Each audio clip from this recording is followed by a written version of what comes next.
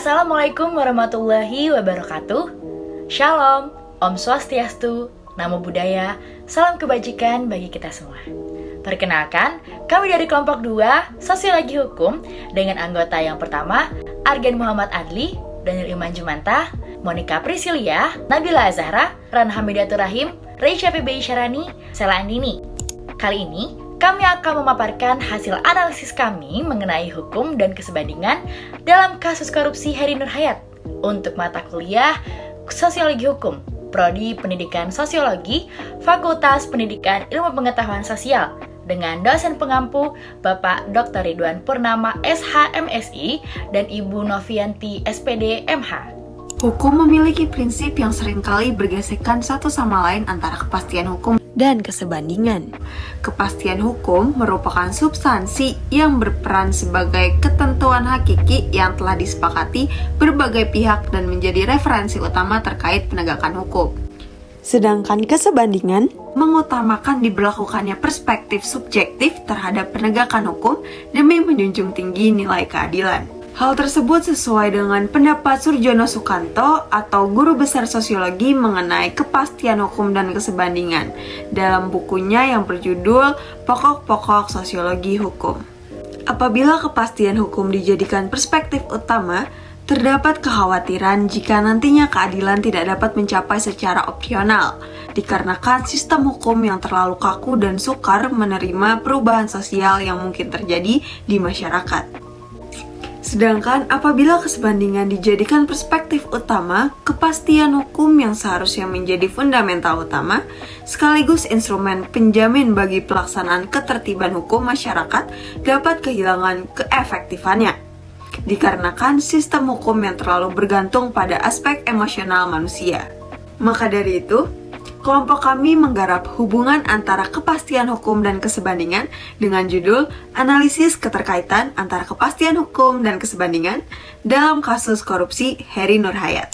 Dalam buku Pengenalan Ilmu Hukum karya Dr. Ridwan Purnama SHMSI dan Y. Novianti SPD MH, E. Utrecht mengemukakan bahwa kepastian hukum memiliki dua pengertian, yaitu kepastian oleh karena hukum dan kepastian dalam atau dari hukum. Menjamin kepastian oleh karena hukum adalah tugas dari hukum. Hukum yang berhasil menjamin banyak kepastian dalam hubungan-hubungan kemasyarakatan adalah hukum yang berguna. Sedangkan kepastian hukum dalam atau dari hukum adalah kepastian yang akan tercapai apabila hukum itu di dalamnya tidak terdapat keterangan-keterangan yang bertentangan dan tidak terdapat istilah-istilah yang dapat ditafsirkan secara berlainan. Dapat juga dikatakan bahwa kepastian hukum adalah suatu jaminan yang diberikan oleh otoritas tertentu terhadap hak dan kewajiban dari setiap subjek hukum melalui peraturan-peraturan perundang-undangan yang di dalamnya tidak terdapat keterangan-keterangan yang saling berkontradiksi, sehingga setiap subjek hukum akan memperoleh akibat hukum yang dikehendaki dalam suatu peristiwa hukum tertentu. Selain kepastian hukum, keadilan dalam arti kesebandingan juga merupakan nilai penting dalam hukum, hanya saja berbeda pada sifatnya. Jika nilai kepastian hukum bersifat umum, maka keadilan lebih bersifat personal atau individual dan kasuistik. Masih dalam buku yang sama, dalam bidang hukum, keadilan dipandang sebagai tujuan yang harus dicapai dalam hubungan-hubungan hukum antar perseorangan, perseorangan dengan pemerintah, dan di antara negara-negara yang berdaulat. Tujuan mencapai keadilan itu melahirkan konsep keadilan sebagai hasil dan keputusan yang diperoleh dari penerapan atau pelaksanaan sepatutnya asas-asas dan perlengkapan hukum, serta konsep keadilan sebagai suatu nilai atau value. Dalam buku Pokok-Pokok Sosiologi Hukum karya Surjono Sukanto, dinyatakan bahwa kepastian hukum dan kesebandingan merupakan dua tugas pokok dari hukum. Walaupun demikian, seringkali kedua tugas tersebut tidak dapat ditetapkan sekaligus secara merata. Hal ini misalnya ditegaskan pula oleh seorang tokoh sosiologi, yaitu Max Weber, yang membedakan substantif rasionali dan formal rasionali. Dikatakan bahwa sistem hukum barat mempunyai kecenderungan untuk lebih menekankan pada segi forma rasionali. Artinya, penyusunan secara sistematis dari ketentuan-ketentuan semacam itu seringkali bertentangan dengan aspek-aspek dari substantif rasionali, yaitu kesebandingan bagi warga masyarakat secara individual. Dilema tersebut merupakan tema yang menarik bagi penelitian sosiologi hukum, misalnya dalam meneliti kemungkinan-kemungkinan untuk membentuk sistem hukum yang memberikan derajat dan kesempatan yang sama bagi warga masyarakat dalam melakukan tindakan-tindakan hukum atau pembentukan suatu sistem hukum yang langgeng, tetapi cukup terbuka bagi perubahan-perubahan sosial dan kebudayaan yang terjadi di dalam masyarakat. Selanjutnya kita masuk ke pembahasan. Kasus korupsi tentu sudah tidak asing lagi terjadi di Indonesia. Salah satunya adalah kasus korupsi dana pengadaan lahan untuk ruang terbuka hijau atau RTH pada 2012-2013 silam yang menyeret mantan pejabat Pemkot Bandung yaitu Heri Nurhayat. Sebelumnya ia juga pernah dijatuhi vonis penjara atas kasus korupsi dana bansos Kota Bandung dan kasus suap hakim yang menangani perkara tersebut. Kali ini Heri harus kembali lagi dijatuhi vonis selama 4 tahun penjara, denda 400 juta rupiah, dan pengganti kerugian sebesar 1,4 miliar oleh Majelis Hakim Pengadilan Negeri Kota Bandung pada 4 November tahun 2020. Heri terbukti bersalah melakukan tindak korupsi, yakni sebagaimana dakwaan alternatif pada kedua pasal 3 Jo, pasal 18 UU RI nomor 31 tahun 1999 tentang tipikor, yakni Jo pasal 55 ayat 1 KUH Pidana dan Jo pasal 64 ayat 1 KUH Pidana. Sebelumnya Heri juga sempat melakukan pembelaan, yakni ia mengatakan bahwa hal tersebut ia lakukan atas dasar perintah atasan, yakni Sekda Kota Bandung, Edi Siswandi, dan Wali Kota Bandung, Dada Rosada, namun ditolak karena dianggap tidak tepat. Namun Majelis Hakim mengabulkan permohonan Heri untuk menjadi justice kolaborator karena mampu membongkar dan menjadi saksi atas kasus Kadar Slamet dan TomTom. Heri juga tidak mengajukan banding dengan alasan membutuhkan kepastian hukum dan akhirnya menerima putusan tersebut. Dari kasus tersebut dapat kita kaitkan ke dalam kepastian hukum dan kesebandingan, di mana putusan yang diberikan oleh hakim merupakan suatu bentuk nyata adanya kepastian hukum, karena putusan tersebut diambil berdasarkan ukuran tingkat pelanggaran yang dilakukan oleh terdakwa. Dan di sini juga kita dapat temukan adanya kesebandingan di mana Heri sempat melakukan pembelaan sebelumnya atas tindakan yang ia lakukan namun ditolak. Hal inilah yang membuat antara kepastian hukum dan kesebandingan perlu dilakukan secara beriringan untuk mencapai titik tengah. Setidaknya kita mengetahui hal tersebut berdasarkan dua sisi. Dan semakin jelas alasan dibalik suatu putusan akhirnya dijatuhkan kepada terdakwa.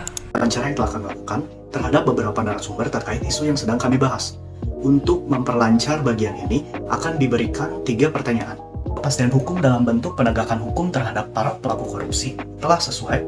Apakah penegakan hukum yang dilakukan terhadap para pelaku korupsi seharusnya didasarkan atas alasan mengapa mereka melakukan hal tersebut atau tidak? Terakhir, bagaimana keterkaitan antara nilai kepastian hukum dan nilai kesebandingan atau keadilan hukum dalam proses untuk mengkaji suatu kasus korupsi?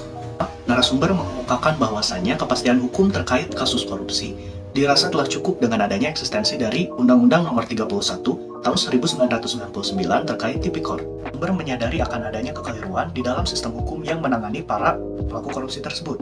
Misalnya saja, mereka mengamati adanya kesempatan para pelaku korupsi untuk mempertahankan jati diri mereka atau untuk melindungi diri mereka meskipun telah terjerat oleh kasus korupsi itu sendiri.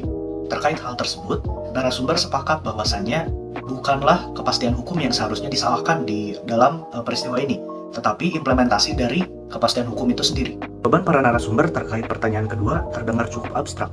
Hal tersebut karena para narasumber berpendapat bahwa pelaku korupsi layak dipertimbangkan atas alasan mengapa mereka melakukan hal tersebut. Meskipun begitu, para narasumber berpegang teguh terhadap pendiriannya dan memberikan rasionalisasi bahwasanya semua orang berhak mendapatkan keadilan di mata hukum, termasuk para pelaku korupsi. Akhir, jawaban para narasumber terkait pertanyaan ketiga kami rasa sangat konkret. narasumber berpendapat bahwasanya kepastian hukum dan kesebandingan atau keadilan hukum merupakan sesuatu yang memiliki derajat yang sama dan harus diutamakan kedua-duanya. Kepastian hukum hadir melalui sistem regulasi yang digunakan sebagai dasar untuk menjatuhkan putusan. Di samping itu, keadilan atau kesebandingan hukum berperan sebagai penjamin bahwasanya putusan yang dilakukan oleh suatu badan hukum merupakan sesuatu yang tidak melanggar hak asasi manusia. Maka dari itu, apabila di suatu negara hanya ada kepastian hukum, maka akan terjadi suatu ketidakadilan tertinggi di negara tersebut. Tetapi, apabila hanya ada kesebandingan atau keadilan hukum di suatu negara tersebut, maka tidak akan ada kepercayaan dan kepatuhan dari masyarakat terhadap hukum itu sendiri.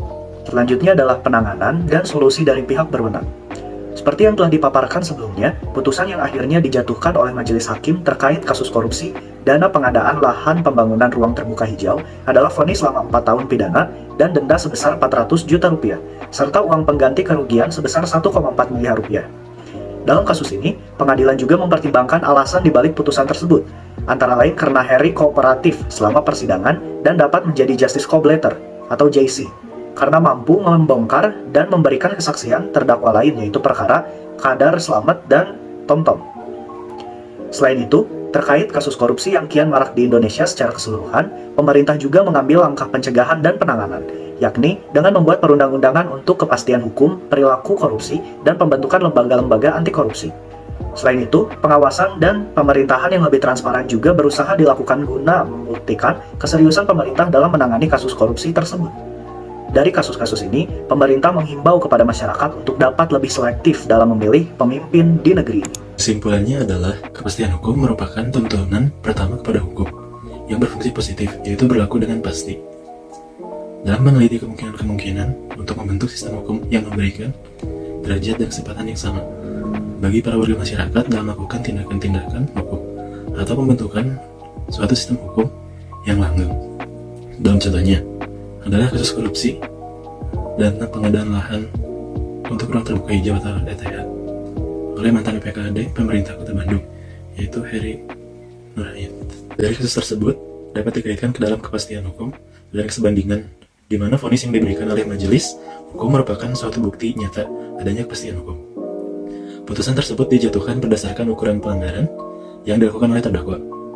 Dan di sini juga dapat kita temukan adanya kesebandingan, bahwa Harry Nurhayat sempat menyampaikan alasan dibalik pelanggaran yang ia lakukan, yakni karena perintah atasan namun ditolak karena dianggap tidak tepat.